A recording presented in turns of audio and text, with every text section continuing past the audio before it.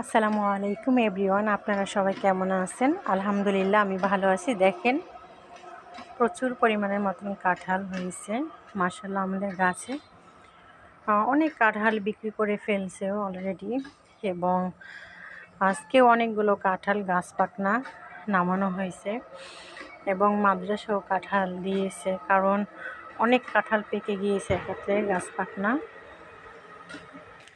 এই তো এই গাছটার কাঁঠাল, ওই যে উপরে 2-3টার মতো কাঁঠাল পেকে একেবারে আমরা গোসল করার সময় দেখতেছি যে পাখিতে খেতেছে, পরে আমার বাবা পেরে ফেলছে।